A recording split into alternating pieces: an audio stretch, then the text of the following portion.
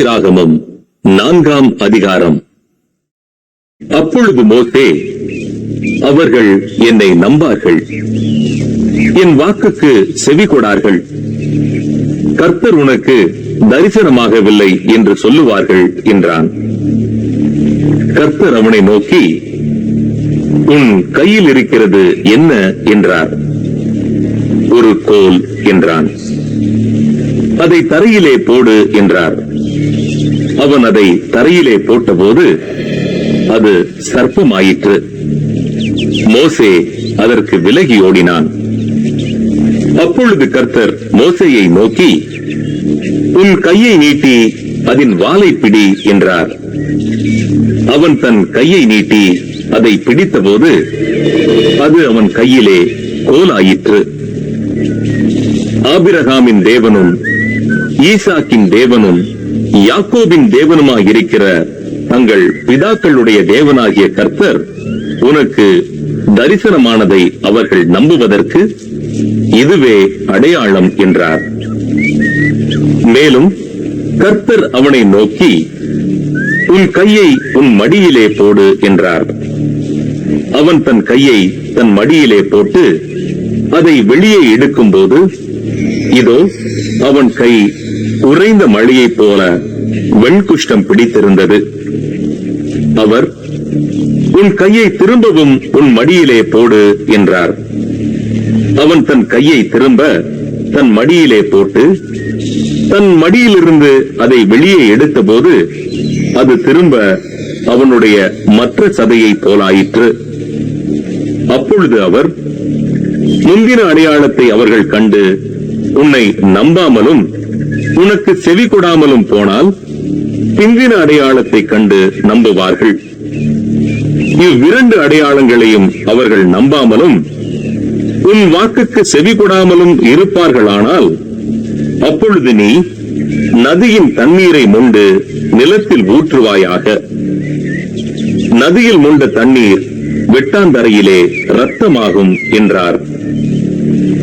அப்பொழுது மோசே கர்த்தரை நோக்கி, ஆண்டவரே, இதற்கு முன்னாவது தேவரே உமது அடியேனோடே பேசினதற்கு பின்னாவது நான் வாக்கு வல்லவன் அல்ல, நான் திக்குவாயும் மந்த நாவும் உள்ளவன் என்றான்.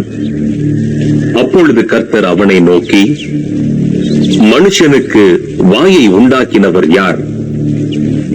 ஊமையனையும் செவிடனையும் பார்வையுள்ளவனையும் குருடனையும் உண்டாக்கினவர் யார்? கர்த்தராகிய நான் அல்லவா? ஆதலால் நீ போ, நான் உன் வாயோடே இருந்து நீ பேச வேண்டியதை உனக்கு போதிப்பேன் என்றார். அதற்கு அவன், ஆண்டவரே, நீர் அனுப்ப சித்தமாயிருக்கிற யாரையாகிலும் அனுப்பும் என்றான்.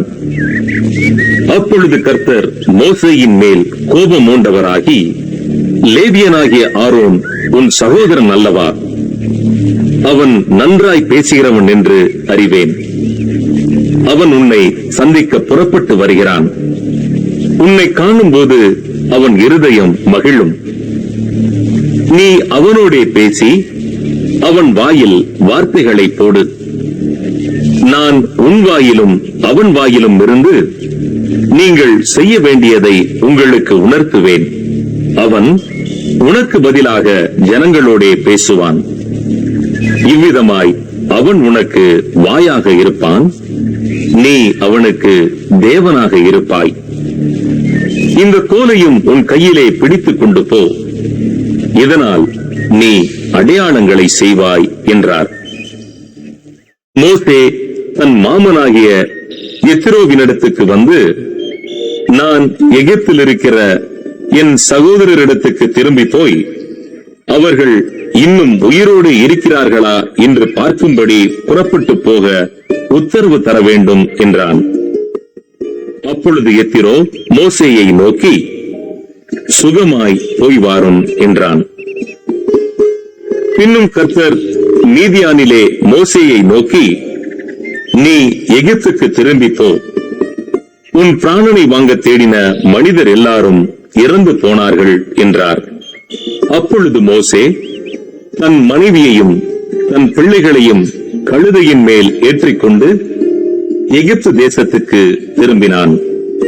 தேவனுடைய கோலையும் மோசே தன் கையிலே பிடித்துக் கொண்டு போனான். அப்பொழுது கர்த்தர் மோசேயை நோக்கி, நீ எகிப்திலே திரும்பி போய் சேர்ந்த பின் நான் உன் கையில் அளித்திருக்கிற அற்புதங்கள் யாவையும் பார்வோனுக்கு முன்பாக செய்யும்படி எச்சரிக்கையாயிரு.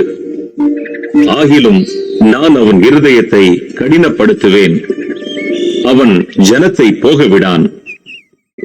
அப்பொழுது நீ பார்வோனோடே சொல்ல வேண்டியது என்னவென்றால், இஸ்ரவேல் என்னுடைய குமாரன், என் சிரேஷ்ட புத்திரன். எனக்கு ஆராதனை செய்யும்படி என் குமாரனை அனுப்பிவிடு என்று கட்டளையிடுகிறேன். அவனை விடமாட்டேன் என்பாயாகில் நான் உன்னுடைய குமாரனை, உன் சிரேஷ்ட புத்திரனை சங்கரிப்பேன் என்று கர்த்தர் சொன்னார் என்று சொல் என்றார். வழியிலே தங்கும் இடத்தில் கர்த்தர் அவனுக்கு எதிர்பட்டு அவனை கொல்ல பார்த்தார். அப்பொழுது சிப்போராள் கருக்கான ஒரு கல்லை எடுத்து தன் புத்திரனுடைய நுனித்தோலை அறுத்து அதை அவன் கால்களுக்கு முன்பாக எறிந்து, நீர் எனக்கு இரத்த சம்பந்தமான புருஷன் என்றாள். பின்பு அவர் அவனை விட்டு விலகினார். அப்பொழுது அவள், விருத்த சேதனத்தின் நிமித்தம் நீர் எனக்கு இரத்த சம்பந்தமான புருஷன் என்றாள். கர்த்தர் ஆரோனை நோக்கி, நீ வனாந்திரத்தில் மோசேக்கு எதிர்கொண்டு போ என்றார்.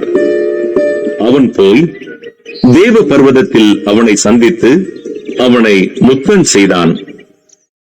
அப்பொழுது மோசே தன்னை அனுப்பின கர்த்தருடைய சகல வார்த்தைகளையும் அவர் தனக்கு கட்டளையிட்ட சகல அடையாளங்களையும் ஆரோனுக்கு தெரிவித்தான்.